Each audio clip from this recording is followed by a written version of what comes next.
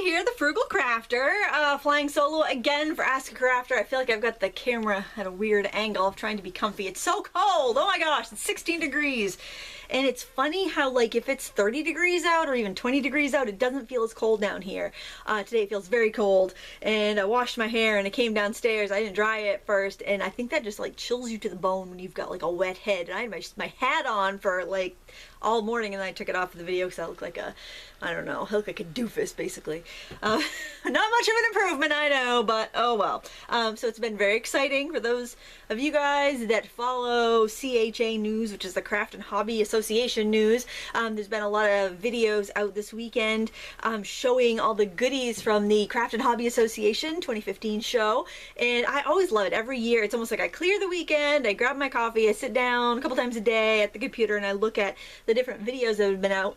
And I know that there's some really good ones by Craft Test Dummies and also Noel Hyman from paperclipping.com. They have some really great coverage of some of the different, mostly, well, Paper Clipping does most of the scrapbooking coverage. Craft Test Dummies covers a bunch of different things. And then I've also done a little Googling around, and I found something that I cannot wait to try, and it's the artistic wire bracelet jig. And it's like, takes the pegs like the artistic wire templates, and I'm so excited. I hope that my stores near me get that, because I really want to try it. And I'm wondering if I can use the pegs I already have for my other artistic wire systems to go on that, because I like to make bracelets, but they're seem to be a little more difficult to the necklaces or earrings and stuff. So I'm really looking forward to that. I love working with wire. So, and plus, yeah, I don't know if did I show you my big wire stash in my bead jewelry video, how to store it video. I think I did. Yeah, I have a lot of wire to use up. So anyway, that's exciting. So if you're interested, if you just search CHA 2015, you'll find some cool videos that you can check out. And I always like to see what's new, and I also like to see if I can kind of copy the new trends. There's a lot of gold, a lot of watercolor, so yeah, totally. It's fun to get the different ideas and see what people are doing.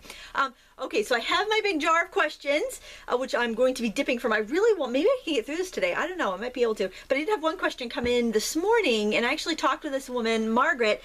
She had a question, and I'm just going to read it here. When filming a YouTube monetized video, can I show brand names? Someone wrote me this: according to YouTube, we must own the rights for everything in our videos. Some YouTubers have advertisement deals with companies and are allowed to show the brands. So if I'm doing a cooking or a craft video, I can't show the brands? I'm really confused. Please help. So I had never heard of anything like that before, and I think the person that talked to her was confused. So I did some digging just to make sure I wasn't misinformed before I talked to her. And I think the person that had talked to her, when you can show a brand when you're doing a video. I do a lot when I'm like, if I'm using a particular color pencil or paint, if I feel like it's necessary, like if it's different than all the other acrylic paints out there, or, you know, I'll mention it. I'll mention the pencils I'm using, because I know you guys will ask if I don't, so I might as well just tell you. I'll let you know if I really love something. I'll let you know if I'm not so crazy about it. I give my opinion freely, regardless whether a video is sponsored or not. Most of my videos aren't sponsored. I'm just doing them for fun. But I think the thing is where they got confused was you have to tell people when you are being paid to showcase a product. So if Derwent paid me to do a video using their pencils, even though I have their pencils and I've always used their pencils, I would have to say I am being compensated for making, you know, I'd have to say this video is sponsored by Derwent or something. If I am being paid, then I need to let you know. So, and it's not that it would necessarily affect my the editorial content of the video, but you have the right to know whether I'm being paid or not to showcase a particular product, because that might alter your, you know, because otherwise it might cloud your judgment on whether you want to buy that product. If you think I'm passionate about that product just on its own, you're more likely to go and buy it than knowing that somebody has paid for me to do a tutorial with it. It may or it may not, but it's important that you know that so you can make an educated decision. Just like if my friend was doing a cooking video and she was being sponsored by Nestle Toll House to make a chocolate chip cookie video.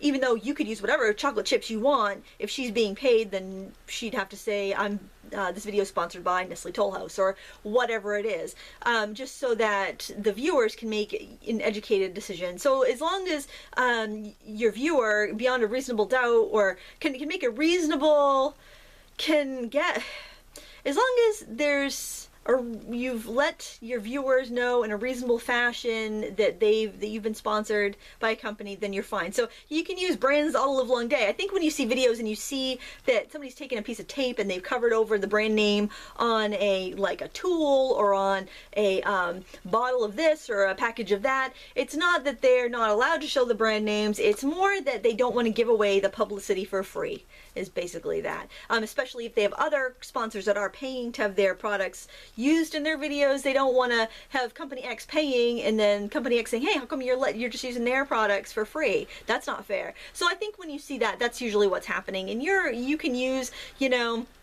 Crisco shortening or Wesson oil or whatever. And the other thing is, if you're doing monetized videos, because that's what she was specifically asking about, if you are paid from a company, say Crisco pays you to use their oil in a video, then when you go to monetize your video, there's a little spot under there where you can click contains paid product placement, and that just would make YouTube, the people there, look at the video and see what is in that video that could conflict with an ad that they might be selling to go in your video. So they're very fair. It's nothing to be afraid of. Just if you are paid by a company, make sure you click that button. Otherwise, you can use whatever brands you want, and if it does freak you out or you don't want to have a particular brand associated with you, then just turn the container around or measure it out before you go on camera. So you're going to be fine. Don't worry about it.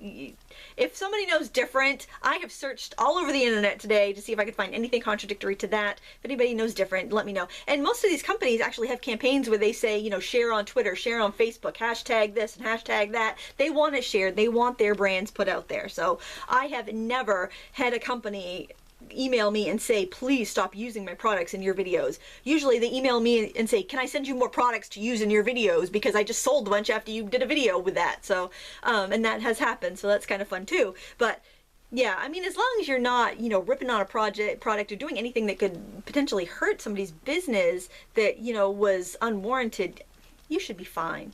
You can give your opinions absolutely on YouTube. That's the great thing about it. All right, so let's dip into the jar. I can't believe we're 7 minutes into this video. All right, my first question comes from Violet, and she asks, my Versamark stamp pad has black ink on it, which is transferring onto my new stamped images. How do I clean a Versamark stamp pad? And I was getting some rubber stamps off the wood by heating them up with my heat tool, as you suggested.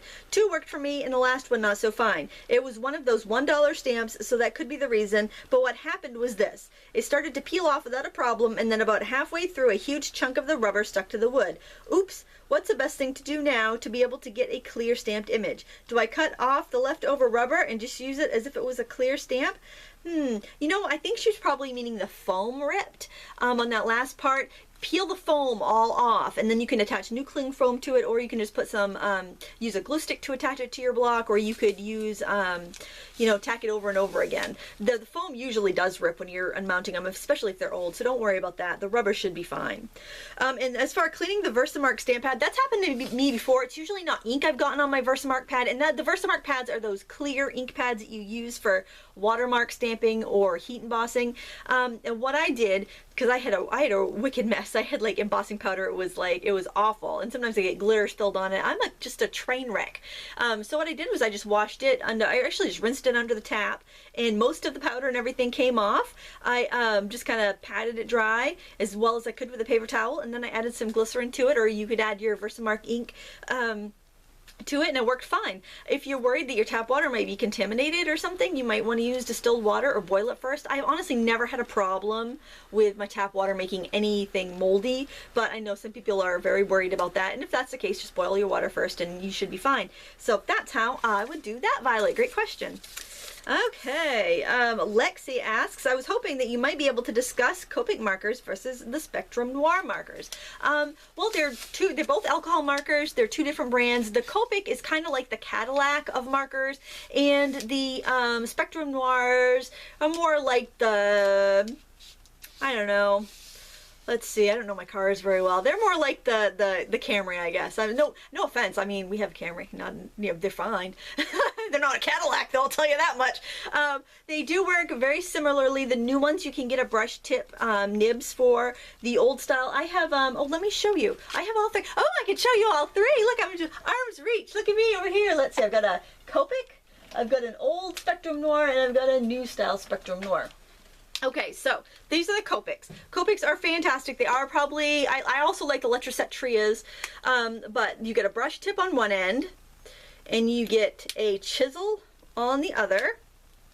And I think you can replace these. You could get like a bullet nib or something if you didn't want the chisel. That's how it's sketches. Copic sketches generally come. You can also get the Copic chows, which are round barrel, smaller, less ink, but you can re-ink them. So I mean, if it's like $3 versus $6 in price, maybe more now. I'm not sure, 100%. And then you've got the Spectrum Noirs. These are the old style. So I would recommend not getting these. If you see these in the store, look at the ends. The new style has a round end, and the old style has a squarish end. So make sure you're getting ones with the round ends, because the square ones, their caps don't lock really tight and they tend to dry out, and you have to add like denatured alcohol to it every once in a while on some of the colors to get them juicy. So try to avoid these and try to get these. The only downside to these is that the caps are a little harder to remove, but the caps do lock nice and tight. They come with a bullet tip and a chisel tip, and you can get a replacement brush tip if you prefer. So you can refill these just like you can the Copics. They're a much lower price point. I think these are about between $1 and $2 a piece versus the Copic, which is $6 or $7 a piece. Both refillable. Copic has a larger, I think has a larger collection of how many colors you have available. But you know, you can always get like your favorite. If you like the Copics but you can't afford the whole set of Copics, but you can afford the Spectrum Noirs, you can always get your favorites in the Copics, like Flesh, I think it's 00 Flesh White, or I think that's a color, that's like my favorite Copic color.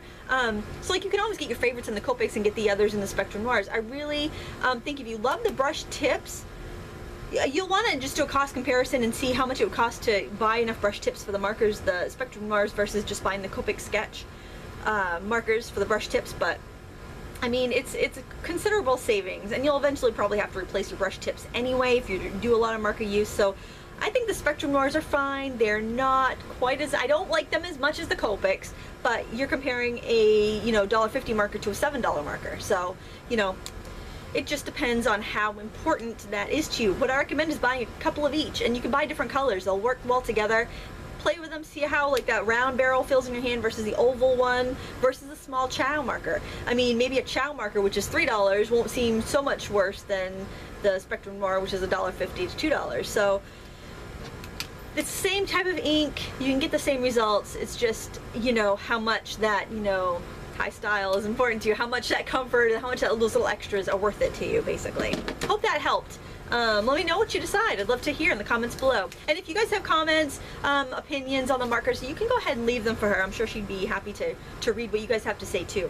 I know I'm a little bit more hard scrabble and, you know, free range and not as fussy as a lot of people, so you know, there's that. The next question comes from nvass29forever. My question has to do with colored pencils and Gamsol.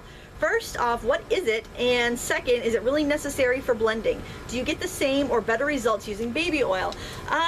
Well, Gamsol is a solvent like turpentine or mineral spirits. It's odorless. It's actually quite nice. I just got some. The Spectrum Noir brand is Gamsol. And they sent it to me, just to let you know I didn't have to buy it.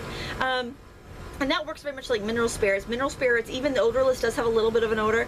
The baby oil is an oil, not a thinner, so it's going to be better if you're working with like really thick built up layers of pencil. For instance, if I am working on colored cardstock with colored pencils and I want to blend, I will use baby oil. If I'm working on white cardstock with colored pencils and I want to blend, I'll use Gamsol, because the Gamsol is going to make my pencils more transparent, and it's going to make it more look like a marker, like I used a marker, whereas baby oil is going to make it look more like I used an oil pastel. So it's just a thicker, different technique, and the baby oil is not going to work as well unless you are putting down a lot of pigment, whereas the Gamsol will work even if you don't have so much pigment. It's going to kind of spread it out like it's a marker or a watercolor. It's going to make it more transparent and washy looking. So there's a basic difference right there. I prefer the smell of the baby oil, but Gamsol has no smell, so there's that too. Just be careful. I worry with the Gamsol because it has absolutely no odor that somebody might come along and drink it. So don't put it in a glass, a water glass, or something like that. What I mind in this, actually,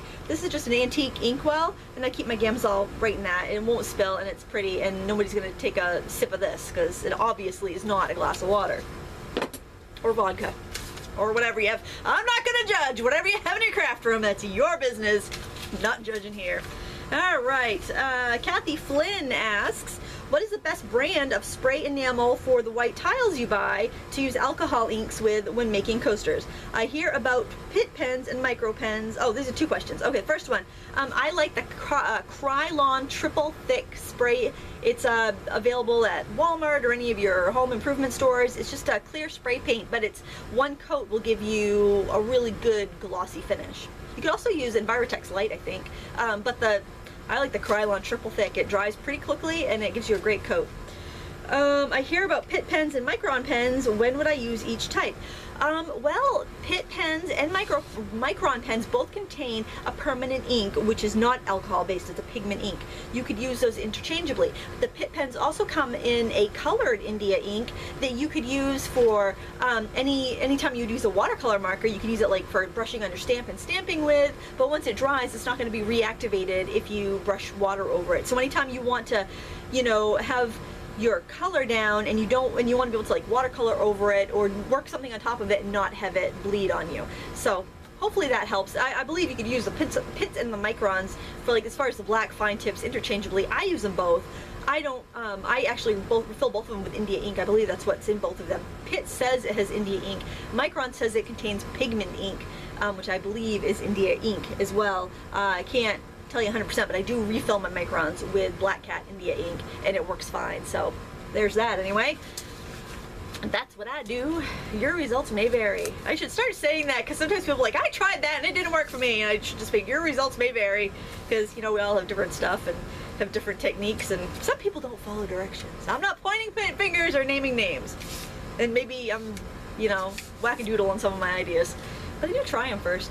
Okay, Emily Klauser says, hey there, love Ask a Crafter. I'm going to make some mason jar candles soon, my very first candles too.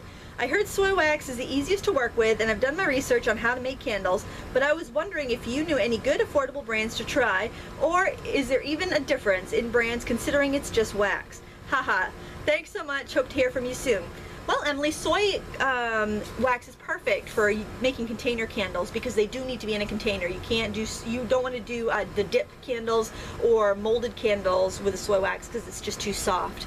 I would just buy from a reputable candle store. You can always go to the craft store. You're going to pay more at the craft store, but if you do some research and find a reputable candle supplier, you're probably going to end up with the price being a lot cheaper. But it wouldn't hurt to like use your 50% off coupon, buy some soy wax at the craft store, see if you like it before you invest in any more. You will end up paying probably an arm and a leg for shipping, but it should still be cheaper than buying from the craft store once you decide what you want. But I actually just used paraffin and some ceteric acid, so I haven't used the soy yet, so I can't point you in a direction for that. But I've ordered from the chemistry store before. They were really good, but you know, you could see reviews online. I think you'd be able to find a very reputable seller. If anybody else does the soy candles and can leave a link to help her out, please do. And make sure you check the links, Emily, and you can the comments below and see what people have recommended.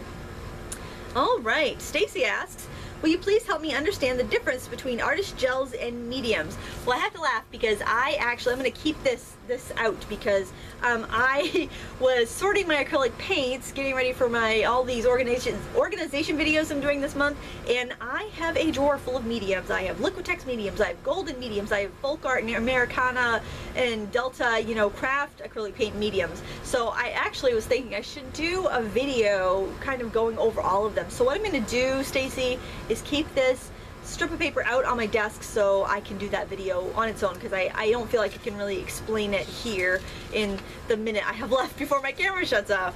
Alright, one more question. Julie V. Wildcat says, as an artist crafter, how do you gauge how a piece will have mass appeal? This question is for things that you can plan on selling, not something that you make for yourself. Or better yet, how do you decide how one of your pieces are good enough to sell? Well, basically, what I do is I say, can I sell it for $5? Can I make it for $5? How much would I pay? I ask myself these questions. Is it useful? Or is it a novelty? Or is it kind of a fun enough novelty that somebody will want to buy it. And what I'll usually do is make up a small batch, try to find a nice fair price for it. $5 just sells so well in my area. You put $5 on something, it'll sell.